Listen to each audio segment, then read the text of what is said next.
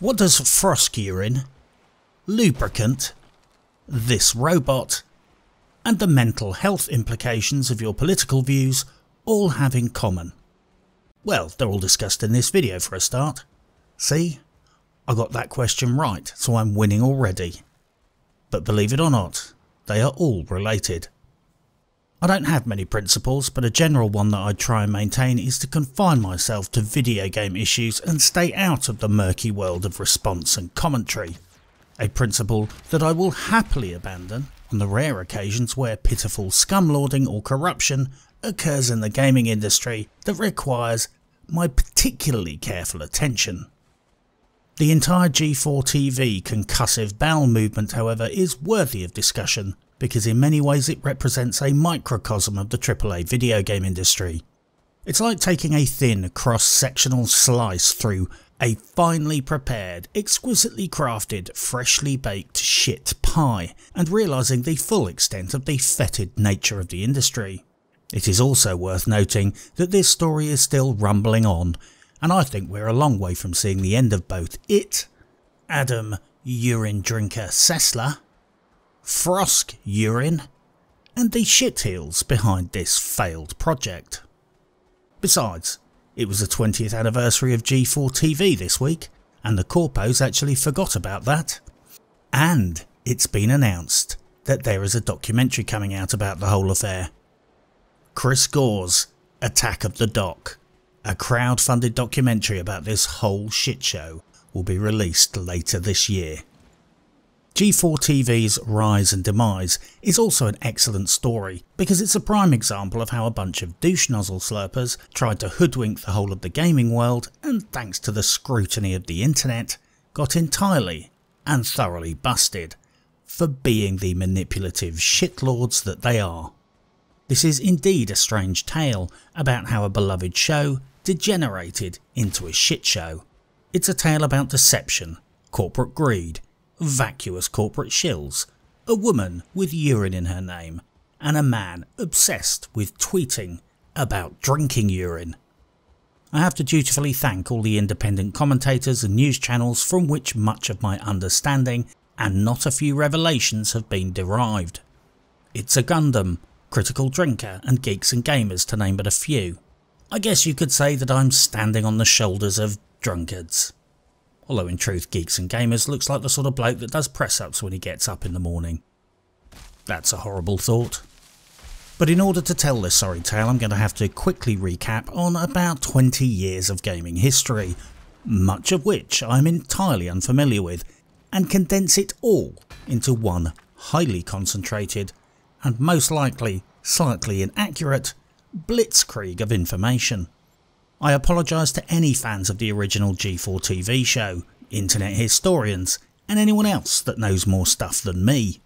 This entire story is the culmination of 20 years of TV and internet history, TV networks, entertainment networks, subsidiaries, corpos, freaks, and one royal arsehat. Plus, I never even watched the original show. So what basically happened?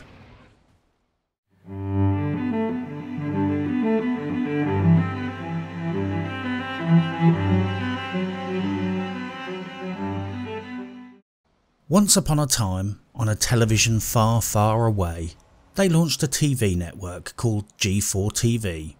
It was 2002, a time when TV content was still heavily regulated and self-regulating. Let's not forget that around this time, mainstream TV was a hotbed for moral outrage. Only 5 years earlier, Beavis and Butthead had finished airing, a show that by today's standards is pretty tame. Do you have any teepee? Teepee for my bunghole? But by turn of the millennium standards, well, politicians were discussing banning it. The internet at this time was embryonic. YouTube wasn't even going to be born for another 3 years. There were still video game magazines.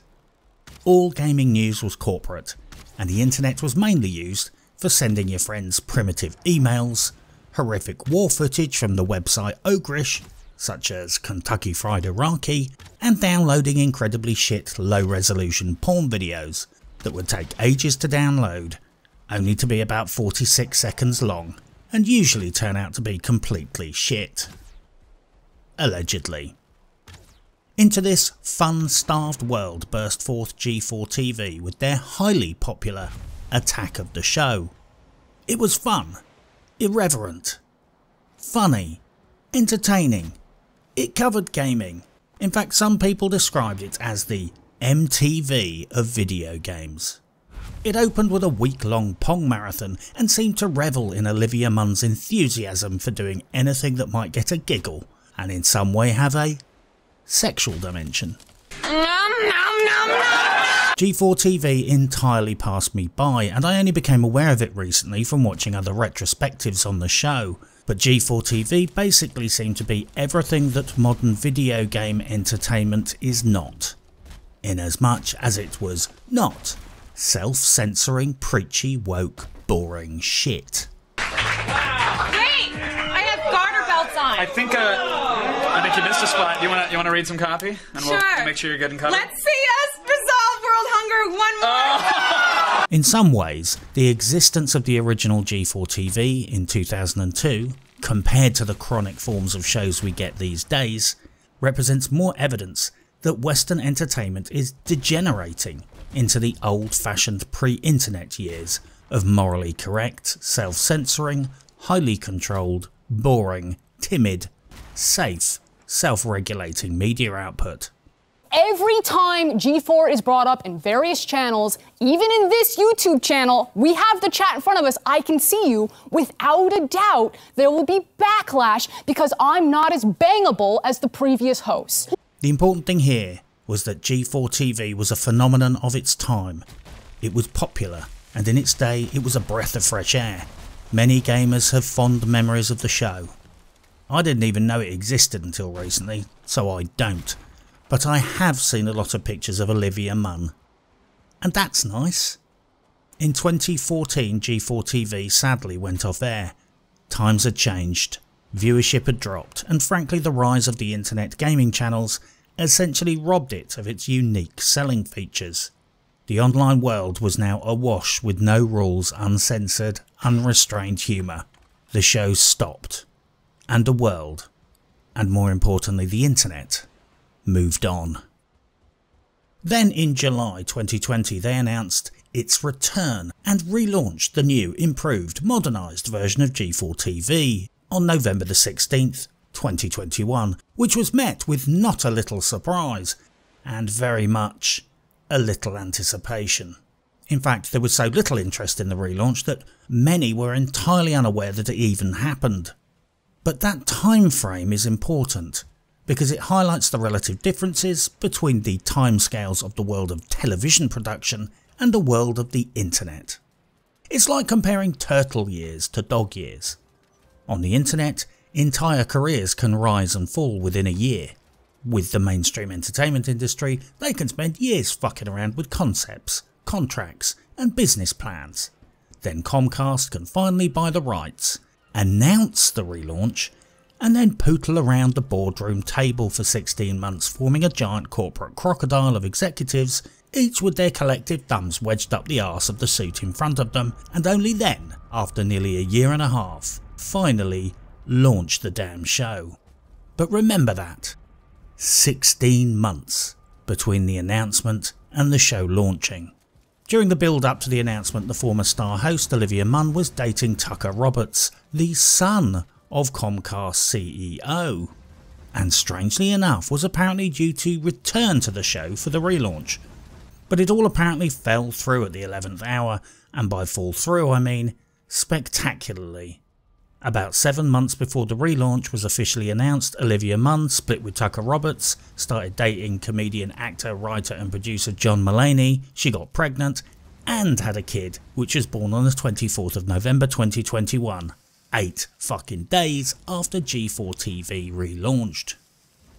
That's why I said timelines are important, because Comcast moves so slowly that Olivia Munn can change relationships and raise a fucking family almost as fast as Comcast took to make an announcement and set up a studio.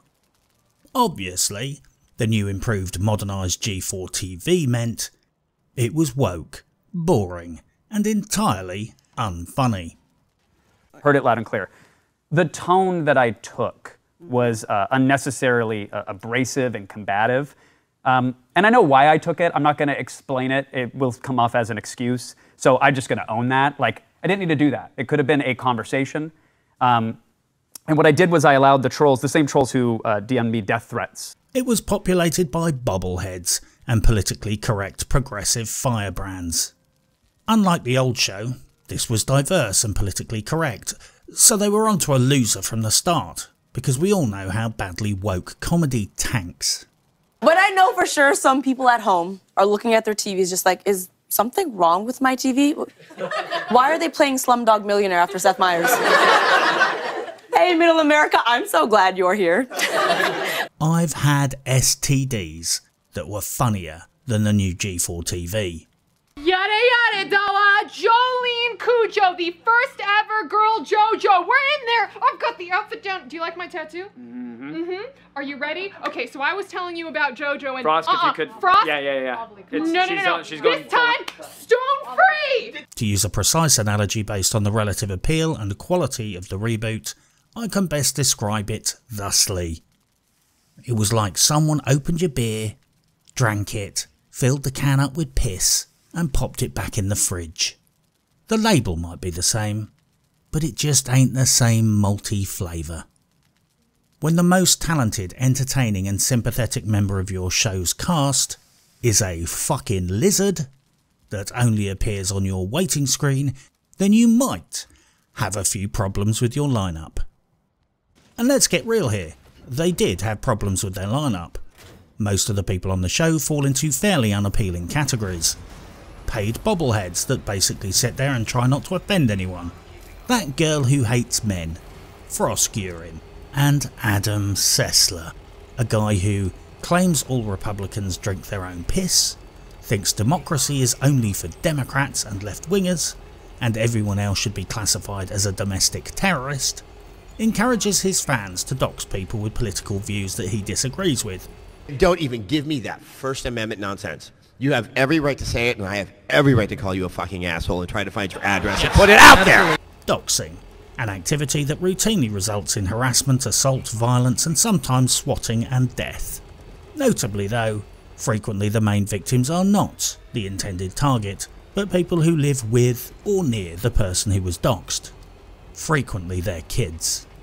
Clearly a young person using racial epithets or derogatory terms for homosexuals, it just makes my stomach churn. And the idea that we are supposed to be a culture of people who at one point, if not now, felt already on the margins of a greater society, and then you just see this behavior that just replicates the same thing with a different target, it really kind of makes the whole affair seem a little bit deflated and defeated.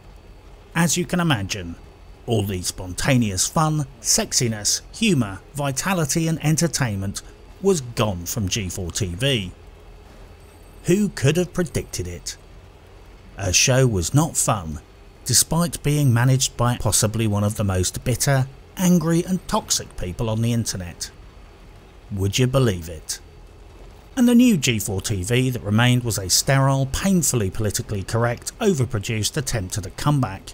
It was a pale shadow of its former self, a pale shadow that was being filmed in a massive studio on union rates, with lots of overheads, lots of bills to pay, and it's hemorrhaging money, has shitty views, and was generally seen as a bit shit.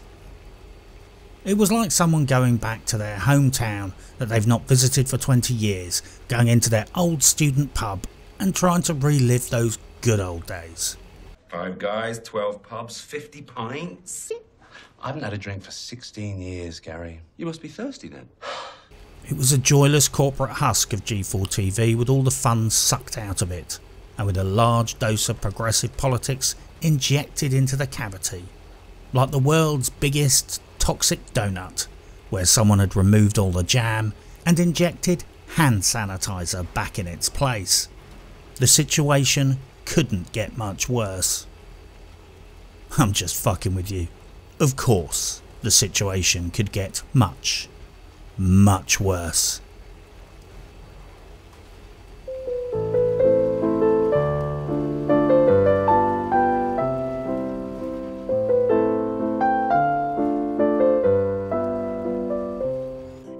are the vile person. Nobody gave a shit about you until you opened your big fucking mouth and decided to rant and have a go at the community. And now that the community, the gaming community, is having a go back at you, you're playing victim. If I now scroll down, you will see that she has deleted her tweets. Tweets deleted. Tweets and replies. Deleted, deleted, deleted. It's all fucking deleted. All deleted. So what happened? As I scroll down, all deleted, deleted, deleted. What happened? Did Comcast eventually tell you to shut the fuck up? Did you actually gain a modicum of self-awareness and realize that you were an absolute fucking embarrassment, not just to yourself, but to your G4 and your work colleagues? Who knows? During a rant section of the show, Froskuryn, one of the presenters who has urine in her name for reasons that I don't understand, decided not to discuss Red Dead Redemption 2 online and instead did a rant to camera about sexism in gaming. Everything is sexist, everything is racist, everything is homophobic, and you have to point it all out. Everything is sexist. Everything's offensive to people like me. Let's go through the checklist. It's all misogyny. That old chestnut. Well, she decided to grab her Ouija board and start channeling the ghost of Gamergate. Up until this point, Froskuryn was most famous for annoying people and generally holding extremely partisan and opinionated views about console gaming, about which she knew not one fuck, inviting the criticism of many viewers, but now was her opportunity to double down on antagonism. We will never know to what degree this was her spontaneous rant and how much was orchestrated by the network / Adam Sessler, although it is worth noting that slash is a slang word for taking a piss in the UK, just to pile in those urine themes. During her sub 5 minute tirade, Froskuryn managed to attack her own audience, bang on about sexism in gaming, make very little sense, and be, for want of a better word, dishonest. Well, the good news is G4TV finally managed to get some publicity, but that is frankly the only good news. For them at least. Rightly and properly, many gamers were aggrieved to be attacked by someone who should be there to service the audience's needs. The internet rightly lost its fucking shit. Many commentators took issue with both her comments and her attitude. She immediately became one of the most famous idiots in the gamer YouTube sphere. Everyone started dredging up shit from her past, the show's past, and the other presenters' pasts, including a rather embarrassing outburst on a live stream where she discussed a woman's pubic hair that she met during a hookup in frankly gory detail, which I don't think anyone wanted to hear. You could say it all escalated rather quickly, but the reality is that Froskuryn had been flicking matches into a bucket of petrol for a while, and nobody, especially her, should have been surprised when it finally went up in flames. Then, like any good politically indoctrinated progressive firebrand, when she got called out, she decided to start lying a lot and deleting as much evidence as fast as she could. Froskuryn threw down and said that if anyone wanted to interview her about it, they should just contact her agent. She was totally up for that, apparently. She didn't give her agent's details. She deleted 20,000 tweets. She then lied about that too. She refused invitations from many big YouTubers. She completely ignored the deluge of invitations for an interview from many big YouTubers. She went into hiding for a little while. Nobody got an interview. And all the time her network, co-hosts and producers supported her antics. Christ, for all I know, they encouraged her to do it. Basically, she decided to have a feminist spaz out, was entirely endorsed by her producers, she was supported by her fellow presenters, she was told to royally sod off by her viewers, then sold out by her entire crew, because G4TV basically decided to go into damage limitation mode and thought, we need to fix this and win hearts and minds. Let's hire a titty cam girl and get ourselves some of those sweet, sweet titty views. God, I just want to let you know, the price is not included, but give a round of applause for Amaranth, everybody. We all love playing with balls here. That's true. Ladies, do we love playing with balls?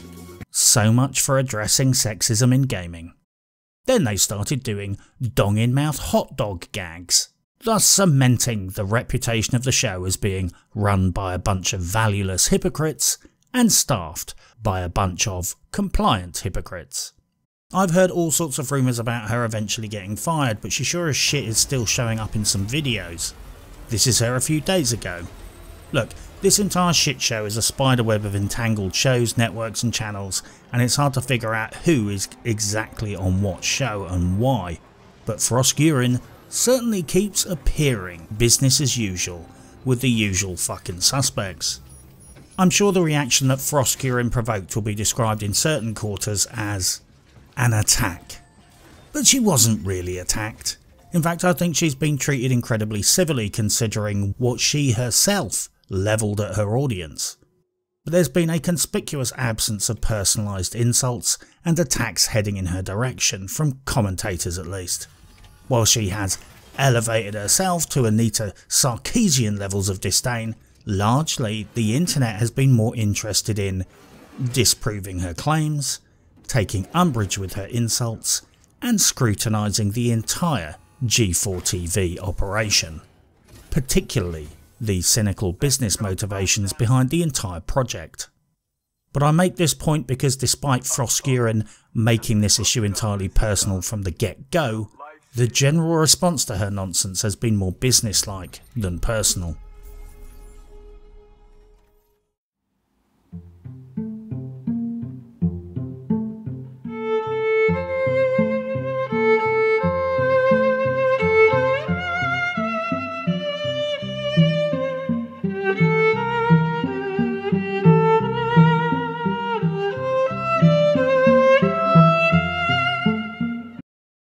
So what exactly was so bad about Froskurin's rant about sexism in gaming? Well, setting aside the snarling tone, delivery and the content, pretty much everything between the first scowling gasp of air and the last sneering, smug-filled poop face was all fairly problematic. Let's just say that some people have suggested a second ring in her lower lip and the introduction of a small padlock. I wouldn't suggest that, because I believe in freedom of speech, unlike Froskurin. I appreciate both the aesthetic and the functional benefits of adding a padlock. However, as someone who runs their mouth off on the internet all the time, I will defend the right of a fellow idiot to talk complete and utter shit on the internet. But I would note, I'm not going to defend her dishonesty. Well, let's address Froskurin's rant in bite-sized shit portions. Sexism in gaming. Right off the bat, that's a lie. For reasons I will discuss later, gaming is one of the most female-friendly areas of the entertainment industry. She is literally a woman, on a crew that is half woman, being given airtime to bitch and moan about sexism, in an industry where most AAA publishers prefer to hire women in promotion. In joining G4, I was ecstatic to be part of something that I grew up watching as a child. Well, she's not, is she? That's like her claiming she is a central part of the Star Trek legacy. No, she's not. She missed the party and showed up just in time for the self-destruct. Every time G4 is brought up in various channels, even in this YouTube channel, we have the chat in front of us. I can see you. Without a doubt, there will be backlash because I'm not as bangable as the previous host.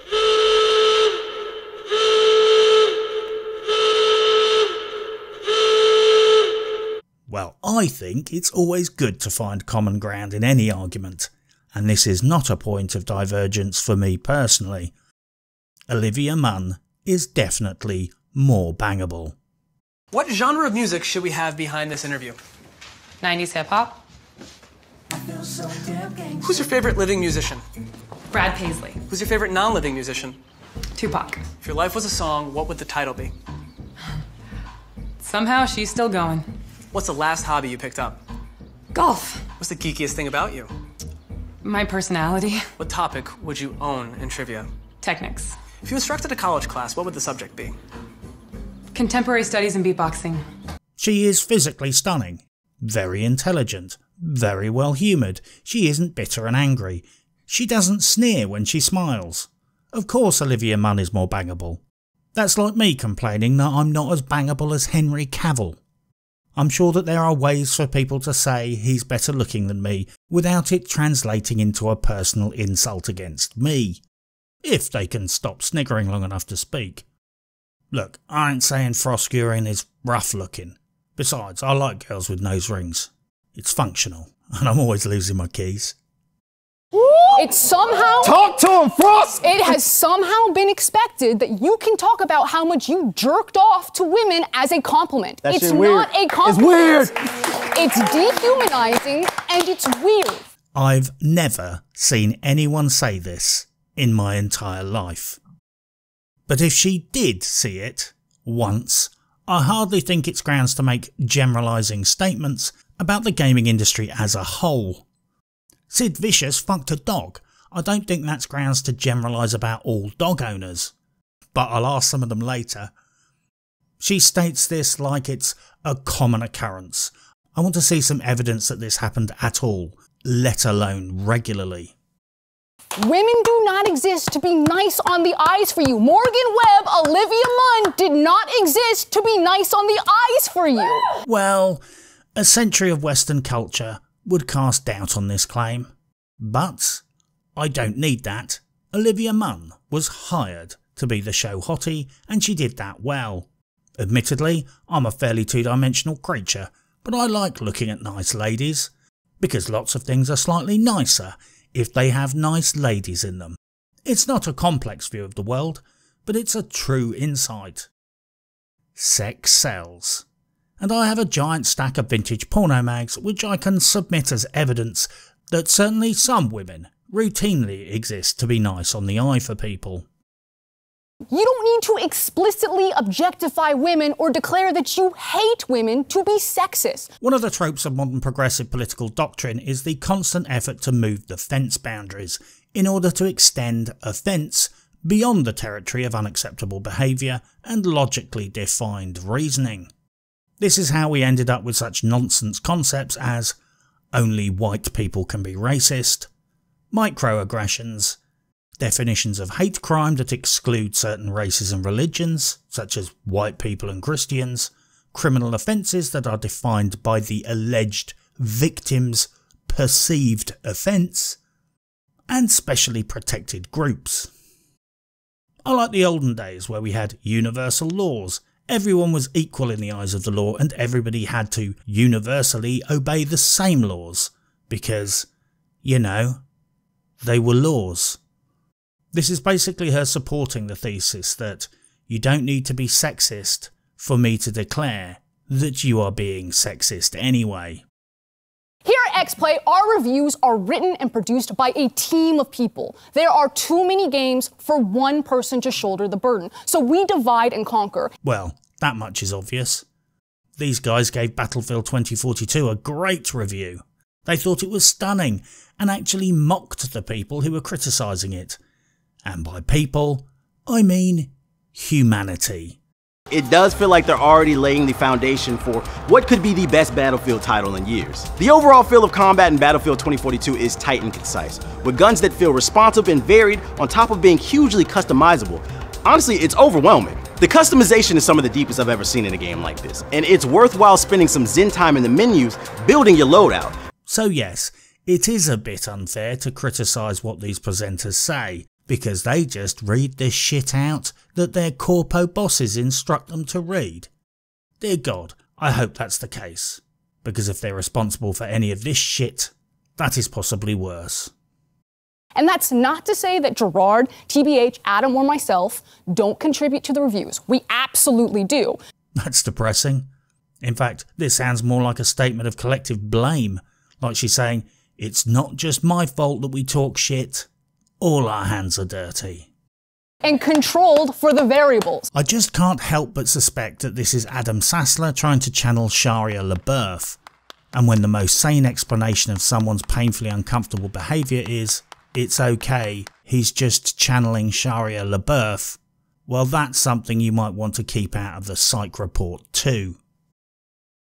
Adam will read a script written by the same writer that I will read the other half of the script for, but I'll be the one flamed. And yeah, it also happens to Gerard and TBH, but that doesn't discount the sexism of how it happens to me when it does. Both things can be true, that there is a general hatred of any change that isn't Adam, and that I'll receive special flame just for being a woman. This is wonderful sophistry at work. Basically, she is saying that the same things happen to the whole crew of presenters, but when it happens to her, well, that's sexism. Those reactionary threads thinking that I'm somehow ruining your current X-Play experience because you can't objectify me how you previously did to Morgan. Damn straight we can't, not with that attitude. That's one thing she doesn't have to worry about. You're letting your unconscious biases ruin my day and you're gatekeeping the gaming space. Oh god, here is the money shot. Unconscious bias. This basically means if you think I'm talking shit, there is something wrong with you. Seriously, that's what it means. It's pathologising people that disagree with her. If you think she's a shit presenter, that's sexism, because you don't even understand your own sexism. Well, everyone liked Olivia Munn, and she's a lady. Maybe it's because she wasn't an angry, bitter lady, and she could smile without sneering. Well, there were two ladies. People liked one lady and not the other lady. I'm not sure that sexism can explain that one away. Ruin my day. Ruin my day. And I also have to take issue with ruin my day. I'm very sorry, dear, but we, the audience, are not here to service your enjoyment of experiencing the life of a presenter. Sadly, it's the other way around. As a presenter, she is here to fulfill the function of servicing our enjoyment of watching the show. That is her purpose. That is what she is for. She is a presenter, a bobblehead, a compere. And maybe this is a problem at the core of the new show itself.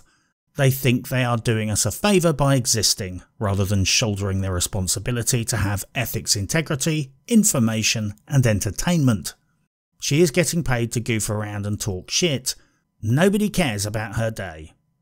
Sorry, but welcome to the internet. She is not some small YouTuber grafting away. She's getting paid and fed. She just has to sit on a couch. People put bits of paper and a coffee in her hand and say, "Read that out." What a tough life. So maybe for 2022, we be a bit nicer, a bit more self-reflective, and we enjoy the fact that people are working hard to make free content for you. It's always a nice touch to lecture the audience. People only watch the show out of nostalgia at this point. It's the YouTube equivalent of a sympathy fuck.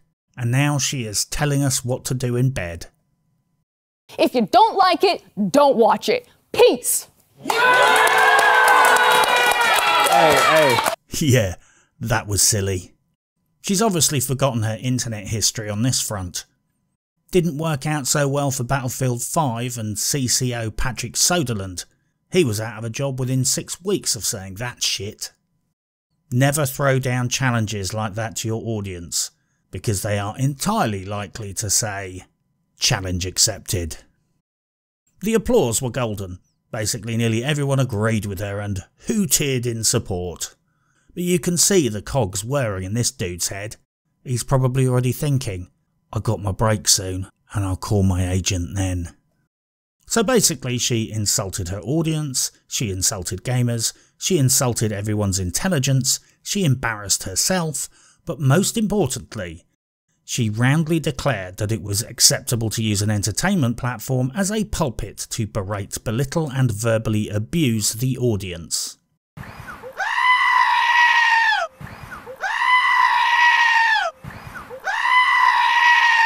Well, that's not what I would call a strategic move. I must have skipped that chapter in Sun Tzu's Art of War. She stated that the same comments said to someone else are sexist if they are said to her. And this, ladies and gentlefucks, is the very rotten core of identity politics. The extension of other people's political views into your personal sphere. It's about other people having beliefs and then forcibly extending their personal beliefs into your life, and imposing limitations on your liberty to service their agenda. Essentially, they are co-opting your compliance by coercion. It's Tyranny 101. This is really important from a policy, political, legal and ethical perspective. This lady subscribes to the belief that there are things that you may do which become a sexist attack by virtue of you saying them to her because she's a lady, even if that is just criticism. It's smoke and fucking mirrors, it's sophistry, it's a central pillar in the temple of wokeness. This is why I don't buy all this bullshit about specially protected groups, because it ultimately results in absurd situations where people say or do something which in and of itself is entirely fine, legal and unproblematic, but that same act can be deemed to be sexist, racist or a hate crime, or a criminal offence by sole virtue of someone present belonging to a protected group, deciding to take offence, and reporting the person. It is no more complicated than, that person upset me, therefore they are a criminal. Look, if you go up to someone and start verbally abusing them because of their race, sex or religion, it's already most likely a crime. It's most likely covered by civil law in your territory, probably as a public order offence. And if you decide to go off the deep end and threaten them, now it's assault. If you say things encouraging violence towards that group, well now, holy shit, you are really walking the thin line between criminal law and terrorism. All this stuff is already covered by existing laws that don't get enforced very well. The problem is the enforcement. We don't need these idiots saying that we should have a list of people who by virtue of their personal or declared qualities get to choose if they are offended, and by virtue of being offended, some random person is now considered to have broken the law. That is criminal justice by feelings, and that is just as bad as people going around being arseholes. There's also considerable scepticism about the validity of some of Froskurin's claims. Other commentators like Itsagundam have patiently sat on her streams and observed chat, and let's just say it was not a torrent of sexist abuse. Now I'm sure if you go back to historical videos and live streams, like all good corporate sock puppet outfits, they have meticulously expunged and deleted anything that could be described as remotely offensive, rude stuff, insulting stuff, not woke stuff, vague criticism, people complaining that they're shilling NFTs. But people have actually watched the live streams in real time, and it is categorically not a seething cauldron of misogynistic hate, which certainly leans towards the conclusion that Froskurin is hypersensitive about certain comments, easily triggered, particularly obsessed about comparisons between her and Olivia Munn. Olivia Munn, the really hot woman. And let's throw this one in the pot for good measure. Froskurin is fucking exaggerating. Now, I love hyperbole as much as the next arsehole YouTuber, but when you employ it whilst making a case that your audience and viewer base are a bunch of arse-hats, well, you're gonna get called out. G4 is a place for people to come together to talk about all the things we love and are excited about, and we'd like to keep it that way. Again, your host literally said they don't want Trump supporters as fans. Your host said that. The same host that you're celebrating. The same host that Adam Sessler is calling a hero. But now you want to sit here and pretend that you're looking for people to come together? No one believes your bullshit, G4. No one. I think it's also important to some degree to discuss Froskurin's headspace in the light of the litany of insults she hurled at her audience, and also because it says a lot about a certain extreme political position that many of us are having to negotiate in our lives at the moment. Now, I'm not saying for a second that she's just some mental on the internet. Some people have said that. I'm not going to say it. It is, however, true that the entertainment industry, and particularly YouTube, does indeed disproportionately attract mentally unstable misfits, weirdos, creepers, and vile, objectionable shitheads with a personal axe to grind. That's certainly why I'm here. But I think it's a bit more complicated than that in this instance. But let's just for a moment focus on some of the personality traits she has demonstrated.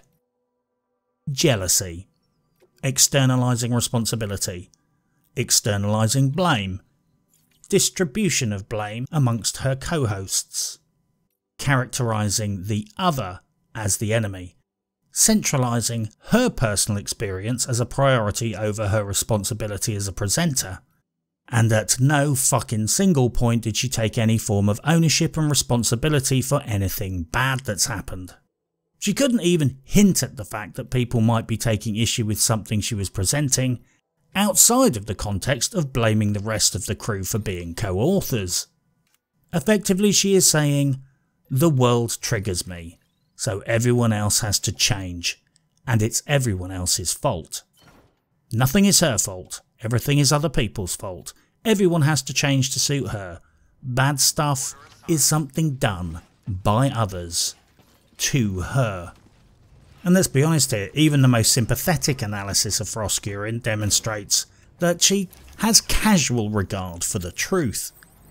When this entire shitstorm kicked off, she called everyone out and said she would take interviews, then declined to respond to anyone. She purged 20,000 historical tweets, no doubt because of shady stuff in her past, then claimed it was just housekeeping and completely unrelated to everything that was going on. And many of her claims about the content of live stream chat are not supported by any factual evidence. The words dropping out of her face hole have very little relation to the reality on the ground. I'm sure in her head she would describe it as PR, but the rest of us know that public relations is a euphemism for bullshitting, even before we take issue with someone using euphemisms to describe not telling the truth. To make sense of all of this, I will state that I don't think Froskurin is an inherently bad person. She has been involved with advocacy for gaming communities, and whether genuine or just PR showboating, her championing of certain gamer causes are on record, particularly for the Red Dead Redemption 2 online community that have had a really shit deal. What I think is going on here is that this is a perfect example of what happens to someone's mental world when they go too far down the rabbit hole of identity and progressive politics. Put simply, if you put views on a spectrum with extreme ownership on one end and progressive identity politics on the other, you see a natural polarisation of where both responsibility and blame lies. For example, on one end of the spectrum you might find someone like David Goggins.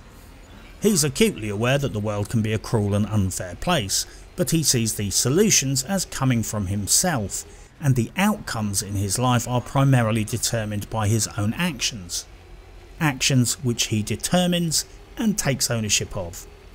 At the other end of this spectrum, we have Froskurin. Yeah, I'm not convinced she's going to be in the Marines anytime soon. Nothing is her fault. Everyone needs to change to suit her. The facts need to change in order to fit her narrative. You see, I think this kind of progressive politics that focuses on gender identity, social justice, race, intersectional theory and sexual politics presents a structure for comprehending the world solely in terms of how the world acts on you as an individual. It's a disempowering set of philosophies that emphasises that the person is the victim, the external world is the actor, and people will only be able to change their lives by changing the world first. Or more accurately, complaining about it a lot. And possibly sabotaging it. You get to put yourself on the side of the heroes that are fighting against those who oppress people on the basis of arbitrary characteristics like their race. And so that certainly accounts for some of the attraction on the positive side. I mean, the negative side is, well, the opportunity to tear things down for the sake of tearing them down in the name of some higher moral virtue that just covers the real motivation, which is to tear things down because you're envious. It's possibly the worst ideological framework to be pushing on people with borderline mental health issues. And let's be honest, most people at some point have mental health issues of some sort. It's basically telling them not to take personal responsibility, but instead provides lists of enemies. It tells them who is responsible for all the ills in the world and lays down a roadmap where attacking these people will be the solution. Well, it's all a crock of shit, really. Yes, the world is unfair, and there is lots of shit that needs fixing. But the number one way to change your life is to change your life. Not try and fix the world first, because nobody's ever managed to do that. And that is precisely why Froskurin comes across as an unhinged lunatic. I mean, she may well be one. I'm not ruling it out. I'm merely saying that it's far more likely that these kinds of deranged rants and dishonest representations are more likely to be the results of compounding this political mindset with the existing problems in her life. Because clearly she's unhappy. She has issues. She rants against the world. She doesn't even like her own audience. But she decided that it's everyone else doing bad stuff to her. She effectively played the victim card on herself and then lashed out at her own audience. This is a very long way of saying perhaps the remedies to Froskurin's problems are simply this. She could possibly consider being less of an arsehole. That might swing it. And it's a strategy that frequently works for me.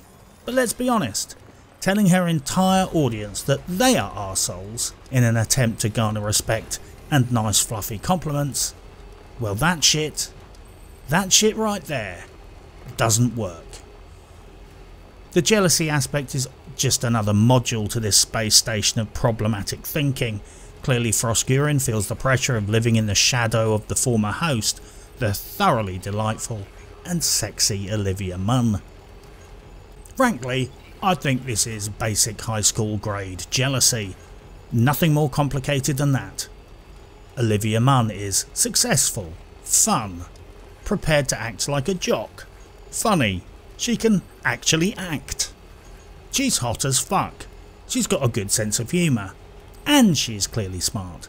Seriously, Olivia Munn is not some bimbo. She certainly appears, by all measures, to be shrewd, intelligent, attractive, accomplished, with a decent CV of TV and movie roles. She is not A-list, but I would imagine her agent has her on speed dial. Christ, I still think Olivia Munn is hot now, and she's even had a kid. And everyone knows kids are fucking horrible. She was even in a music video last year. Meanwhile, Froskurin makes muff comments on video game live streams and complains that her audience is shit. Like I said, there is a certain mindset that usually comes along with extreme progressive politics. How's that working out? The fallacy that women get it worse in the gaming industry, this is real bullshit. In fact, I would say that right now the worst possible demographic for moving into the gaming sphere is being a white, straight man. Diversity and wokeness is now the mantra of sales and marketing, and you don't need to take my word for that. Just look at Twitch. There has never been a better time to be a girl in gaming. If you're woke, gay, and willing to sell out to video game publishers, the door is held open for you. Within 1 hour I could go on the internet and find 10 girls who play or pretend to play video games on live streams, who offer no service beyond jiggling their titties, making squealing noises and pretending to be shocked and surprised when something happens in game. All of whom have been doing it for less than a year, who all have bigger followings than me. Now don't get me wrong, I fully appreciate that a pair of shapely jiggling waps is probably vastly more appealing than listening to me grumble and moan. And I am categorically not grumbling about boobs being successful. That is not my beef.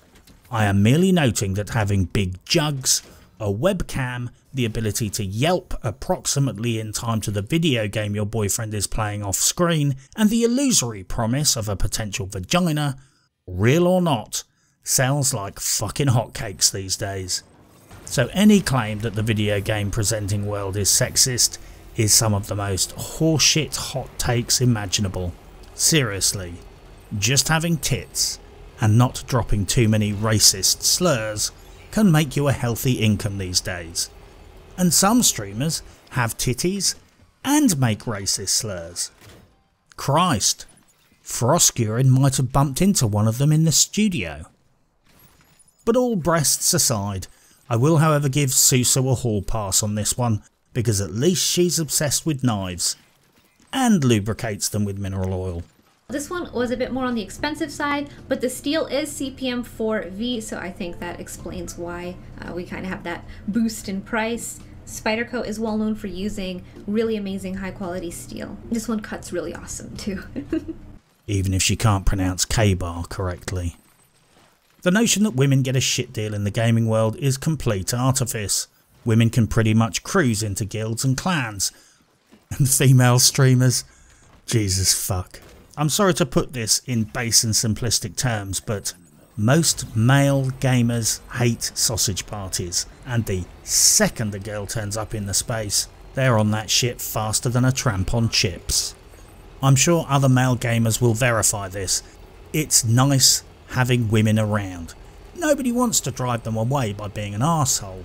In many clans and guilds they're practically treated like VIPs, and frankly, nobody wants to sit around in a 100% all-male environment whilst they're gaming. Nearly all the toxic abuse happens in lobbies and social media, but not in normal gaming spaces and in gaming communities. Why? Because in lobbies, guys are interacting with girls that they will never see again while surrounded by their peers.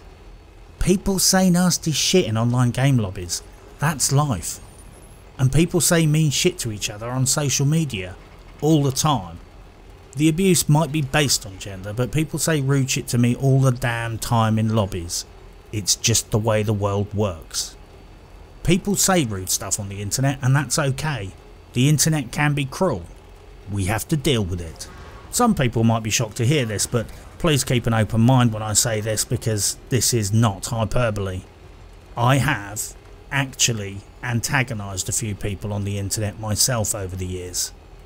Sometimes with my opinions, but mostly by merely stating uncomfortable facts.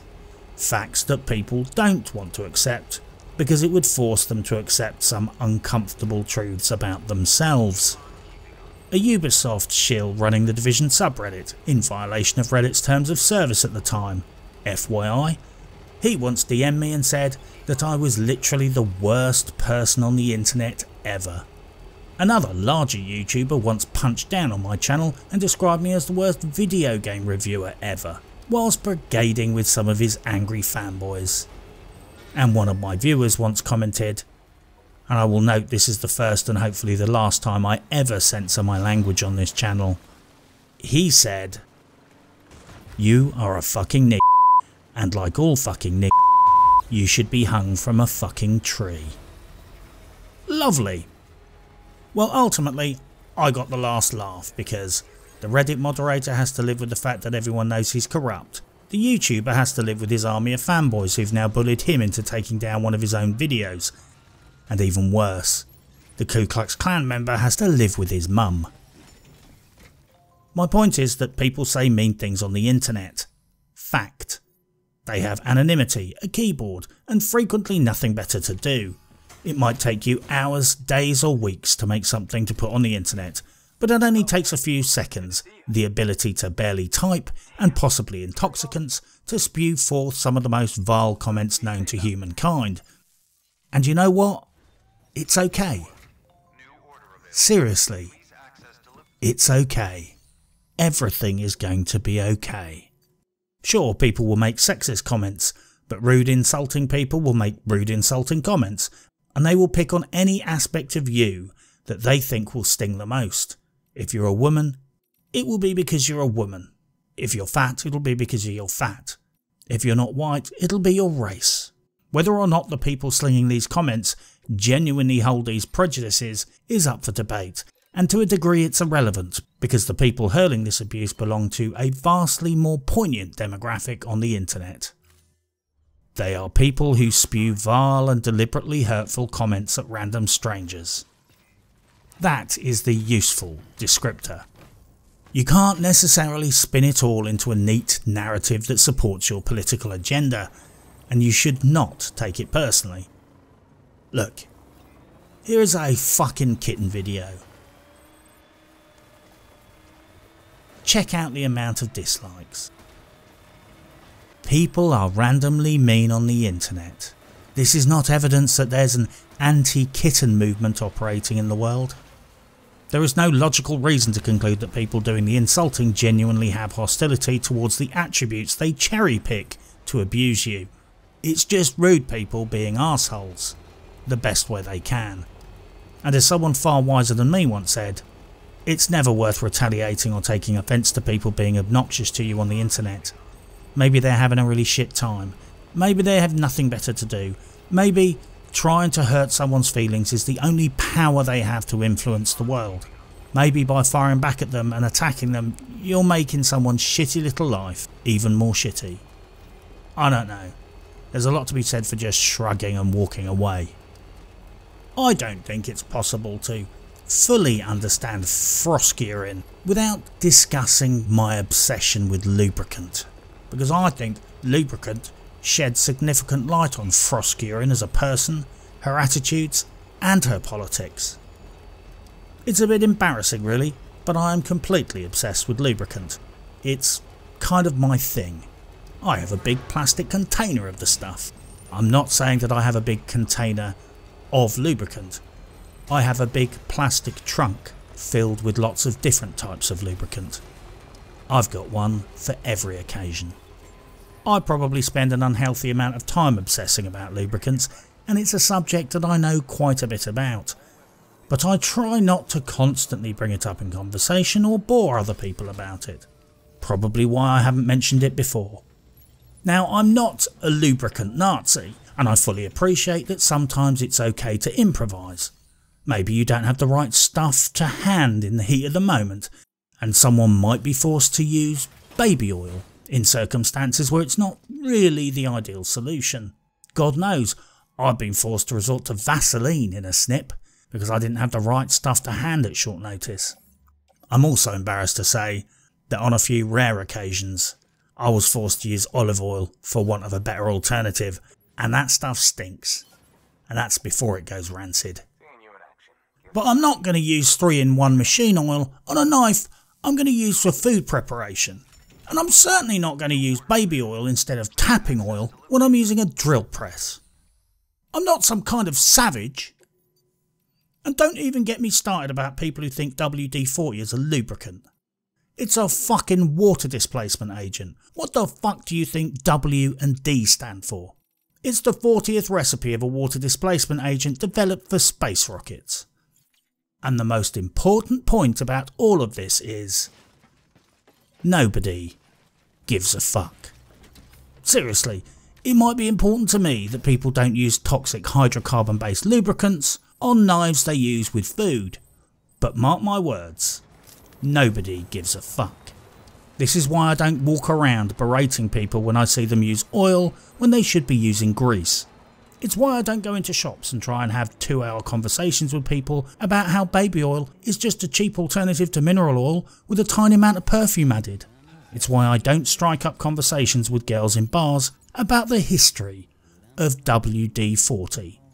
Because nobody, and I mean nobody, gives a fuck. And possibly, this is a valuable lesson that frost gearing and people of similar ideological bent should possibly consider.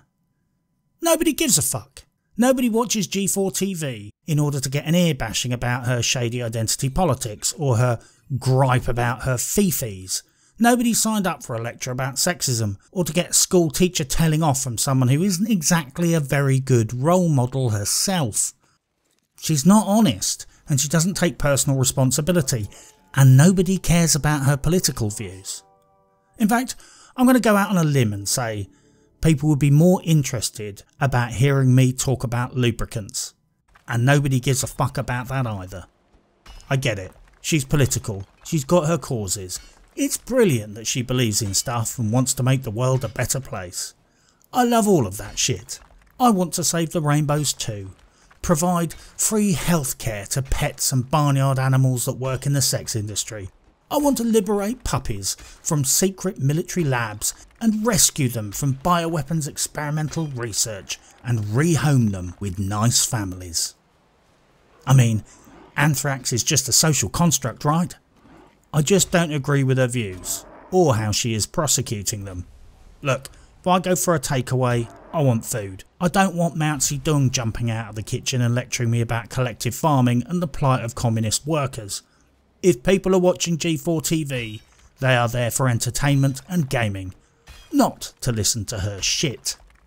The bigger picture here is the corpos and what G4TV is really about this time around. Now, I've heard some people defend some of the other presenters on the show and point out that they're nice people. They don't buy into all this shit, etc, etc, blah blah fucking blah. I am not going to bother issuing any bullshit platitudes. They are taking money to get up in front of a camera and do what they are told. They are not victims in this. They are not bystanders. They are paid participants. I ain't judging anyone that I don't need to judge, but I ain't offering condolences for people caught up in the backlash caused by the corporation that is paying them to be there. You wouldn't see someone from Exxon staggering onto the shore saying, "Hey, it's not my fault, mate. I just get paid to get drunk and drive oil tankers into the Alaskan coast." We also need to talk about the problematic nature of Adam Sessler, the Svengali-like co-editor-in-chief of X-Play and G4TV, who appears to be the on-air puppet master of this particularly gruesome puppet show. I'm unconvinced that he will create world peace and make the world a better place by wishing death on 50% of the population of the United States of America, and that's after having accused them of drinking piss. An accusation that is obviously untrue. I have drunk urine for a bet, and I can say from experience that it tastes disgusting, even if it's your own, and I've never been able to get down a second pint.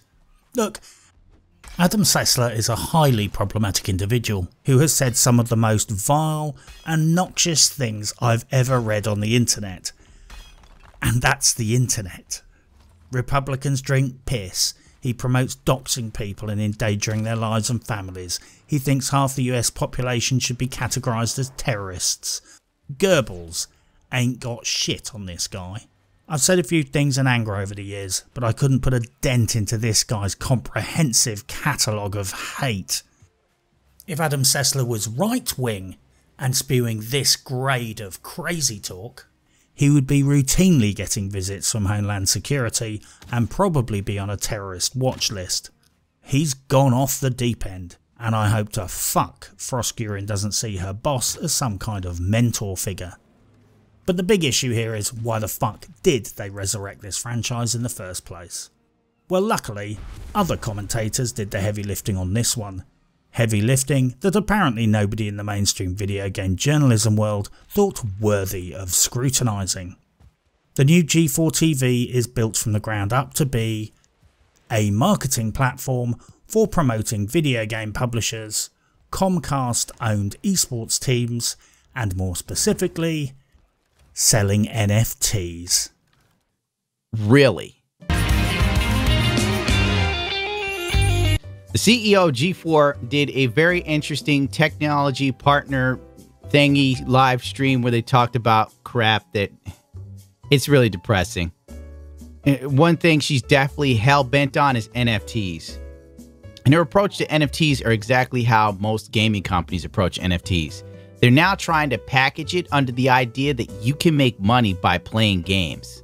And again, they're using what looks like a trading card because it's a very common, identifier in sports. But you get your Lionel card and it has a certain value. Let's say right now, if I bought this as an NFT, I could go and sell it for $100. And I can't stress this enough. This was not some excitable dude in the office proclaiming, "Hey, G4TV was really cool. Let's resurrect it. It'll be awesome and a huge success. Gamers will love it. This is Suits sitting down coldly and trying to work out how they can come up with a shake and bake platform, preferably with some sort of pedigree, which they can pump and dump as a platform for their marketing ends. It's about selling marketing access, esports teams and peddling fucking dodgy crypto investment scams. This is a client-based, business-focused operation and they give less fucks about the audience than the audience gives about my lubricant fetish. So yes, sadly, this whole story is not one of video games, really. The entire story of the resurrection of G4TV and its ultimate decline is about creating a platform for selling NFTs and raising marketing revenue. It's a shop.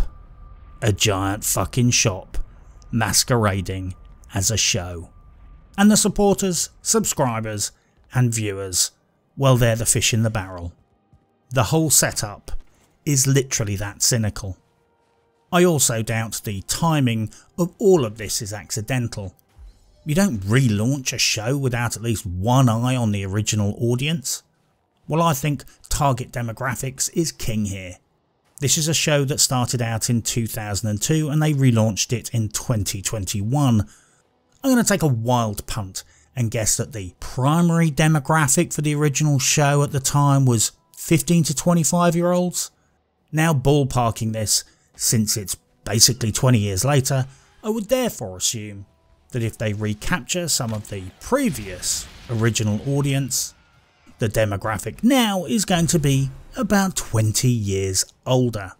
So G4TV used to be about video games. They relaunched G4TV as a front that's really about marketing NFTs, esports teams and product. So basically they went from plugging games to an audience who wanted games to selling a portfolio of products, some financial, to an audience with the highest disposable income. They went from this to this. These corpo types spend months and years building these investment projects and business plans. I doubt it's an accident that they are using nostalgia and familiarity to build trust in order to sell shit to the demographic with the highest levels of disposable income. My point is, and I have to keep making this often, is that these companies don't care about you. I know it's tempting to anthropomorphise about corporations and treat them like they have identities, like they have reputations and they can be trusted, and this is actively encouraged by community management programs. And think about that term, community management. The customers are seen as entities that need to be actively managed, actively controlled, actively manipulated. Trusting a video game publisher because some community manager, star player, partnered YouTuber or some other liar for rent said something nice to you personally is idiotic. Community managers and presenters get told what to say and they say it. They don't make the decisions. They don't frequently know what is going on in the big boys room. Do you think Jen Psaki actually decides on government policy or just lies about it? Do you think a newsreader decides what's happening in the world or just misreports it? Do you think community managers decide if a game gets support or just burbles sound bites about it? Do you think bobbleheads at G4TV do anything other than bobble?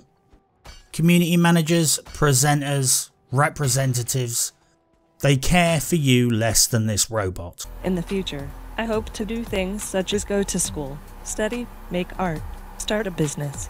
Sure, it can say nice words and make some of the right noises, but it doesn't have feelings for you.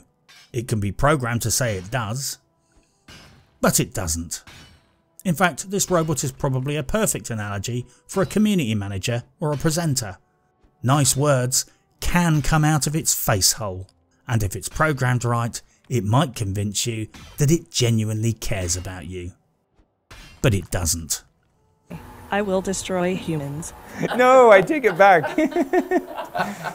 Don't destroy humans. I guess in a way this is a sword that swings both ways, in as much as, just like community managers don't make decisions about video game support and development, they just lie about them, these presenters don't make policy decisions about their networks. They're just bobbleheads, hard to sit in front of a camera, and burble the words that relentlessly scroll up the auto queue. They don't care about you. The companies don't care about you.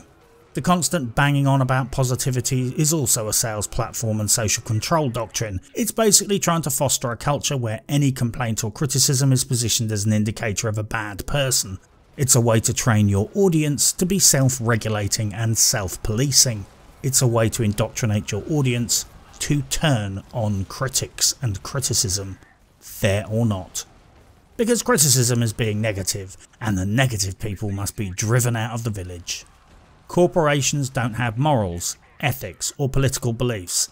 It's all just marketing strategy, thus demonstrated by G4TV's directors, who went from woke diversity and feminist rants, and in an instant switched to hiring titty girls in bikinis to jiggle around in front of the camera. Look, if this corporation thought it would be good for viewing metrics, and they could find a way to do it legally, they would happily hang the existing presenters live on air and hold a sex slave auction on a live stream the next day. Corporations don't give a fuck about you. They don't give a fuck about their staff, and they certainly don't give a fuck about politics or morality. And based on what happened after all this shitstorm occurred, they certainly don't give a shit about sexism in gaming, or Frostcurin herself. They just hire woke idiots for metrics. Nothing shouts hypocrite louder than a YouTube channel that bleats on all day about feminism and then immediately cracks out the milk jugs and bikinis when it needs to generate some rapid views. G4TV is directly analogous to the Nazis recruiting non-Aryan SS units at the end of World War II. They were all master race this, Holocaust that, but the second they were losing and running out of soldiers, suddenly all their principles got thrown straight out of the window. I know some people might accuse me of being hyperbolic, but I'll let the geometrists be the judge of that. Although we would note that this technically means that the Waffen-SS were one of the first organisations to introduce diversity hiring, and the modern day parallels are truly fascinating. Corporate diversity isn't real diversity. Corporate diversity is about manipulating your marketing demographics to make your platform, services or brand more appealing to marketing companies. If Thermians became the #1 marketing demographic today, 9 AM tomorrow morning these corporations would be firing everybody and hiring anyone with a bowl cut and language difficulties. Corporations don't care about your face, your gender identity, or who or what fiddles with your genitals. It's a ruse. They're after your money. G4TV ultimately may have also been victims of their own algorithm manipulation. I suspect that the corpos behind the entire project confused popularity with metrics. They were operating in their own little bubble of manipulated media. You see, most normal people realise that social media is highly manipulated, and that is even before people start to cheat. Well, G4TV was a highly pushed corporate channel associated with major advertisers, and we all know how YouTube likes to covertly favour legacy media and secretly suppress alternative channels. I believe the blacklist is known as borderline content. I suspect that directors at G4TV thought they were doing far better than they really were, simply because platforms were pushing viewers towards their channel. And let's factor in that given the amount of subscribers they have, their actual amount of views is frankly still pretty shit. Nevertheless, when Frostcurin decided to fire up the crack pipe and tell the few viewers that were actually real to royally go fuck themselves, I think the transitory illusion of popularity was immediately dispelled. I suspect many of their viewers were funneled there by view boosting tools. I suspect that many of their subscribers might be auto-subbed. I suspect that they were view-botting on Twitch. Because frankly, they've done it before. If you take anything away from this, it should be this. These guys cheat, these guys manipulate, these guys wanted to sell digital investments. What could possibly go wrong with that plan? There is a tension in the video game industry that exists for a reason, and rightly so. Most successful artistic endeavours have a tension between the creative and the pragmatic. If it's a healthy tension, then the creative and aspirational musings of the artists are balanced by a pragmatic force that watches the budget, secures sales, so hopefully the end result is a creation that is both brilliant and commercially successful, thus rewarding everyone involved and ensuring further successes by keeping everyone in a job and keeping the money rolling in. In the movie industry, you have a director and a producer. The director's job is theoretically to paint a coherent movie onto the silver screen, and the producer's job is to make sure everything gets funded, insured, the trucks and equipment and crew show up on time, and to manage the artistic expectations of the director. When this tension is out of balance in either direction, things can go horribly wrong. With Hollywood movies, too frequently all the power is with the producer and the studio, and the director can end up being little more than a traffic cop, getting actors to stand in the right places and read their lines from a script over which he has little or no control. Sometimes the studio just deploys a director who frankly is just a producer who knows which direction the cameras are pointing in. This is why mainstream studios routinely crank out relentless torrents of shithouse, misjudged and ill-informed product, like the Ghostbusters remake, Cuties, Charlie's Slags, and anything with Brie Larson in it. But similarly, when the tension is out of whack in the other direction, this can be catastrophic too. Terry Gilliam became such a powerful director that he could barely be reined in, and his creative whimsy firmly strode over the line of perfectionism and into the territory of self-indulgence, ultimately culminating in a convergence of catastrophes with his first attempt at making The Man Who Killed Don Quixote, where he spent months fucking around the art department, changing his mind, running over budget, and forcing a 70-year-old man with a herniated disc to sit on a horse for hours on end until eventually conceding that John Rochefort needed to be replaced. But not before a flash flood washed the whole set down the dry riverbed, causing a $15 million insurance claim and rendering all the previous footage entirely fucking useless. My point is, the tension between creative people and business people is right and proper, if it's a healthy balance. Some video game makers would work their asses off for a year and sell their game for £1. Some video game publishers would sell you an unfinished broken pile of fuck and then spend years lying to you about fixing it. Twice.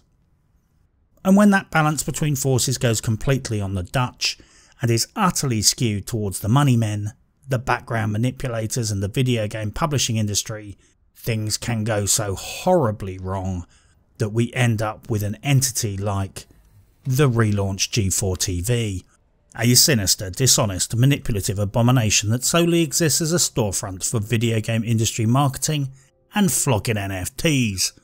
If you had to write the business model on the back of a packet of matches, it would go something like this. How can we convince people that we are their friends so we can sell them shit? This situation is not really Froskuren's fault. She's an idiot, but she was hired because she's an idiot. She's a bitter, woke, feminist firebrand who happens to know a little bit about video games. She is precisely the sort of sock puppet, shake and bake progressive that the suits and producers want to throw out in front of the camera because they still indulge the fantasy that wokeness is good for branding. G4TV is a front. It's about as morally bankrupt as a money laundering beauty salon operation. It's designed from the ground up as an advertising tool and to market shady NFTs. And that is the real scandal here. Just like the movie industry, the balance between the creative and the financial interests have almost universally swung right over to the business operators in the video game industry, and this is having incredibly negative effects, reducing the quality of the games, the treatment of the players, the reviews, the entertainment, and now even the developers who make the games are getting shittier and shittier deals, because everyone and everything has become an obstacle in the way of profit. Froskuring being an arsehole and channeling the ghost of Gamergate was simply the catalyst that triggered blowback, uproar, and then more importantly, scrutiny. And that scrutiny of the independent gaming media showed us all what a truly monstrous, deceptive freak show this entire project really was. But ultimately, this is a story with a happy ending, because a bunch of suits set out with a plan to abuse nostalgia in order to target a specific demographic, so they could rip them off. And they failed horribly, because their intended victims were not falling for it, and because independent content creators did the work that the mainstream video game journalists failed to do. Maybe mainstream journalists just couldn't be bothered. Maybe there was too much money involved to meddle with it. Maybe they didn't want to risk being seen to attack the woke entourage that ran and presented the show. But they didn't do their jobs, and independent creators did. I will take that as a win. The tale of G4TV is in many ways like the ancient Egyptian and Greek myth about the Ouroboros, the serpent that devours itself, which is argued to depict the process of renewal, of birth and death, the cycle of life eternal.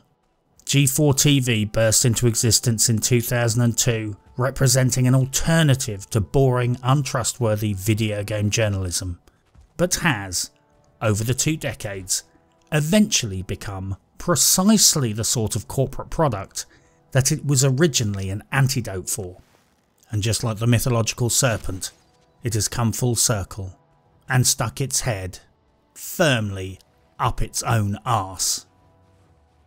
But for now, good luck and happy hunting.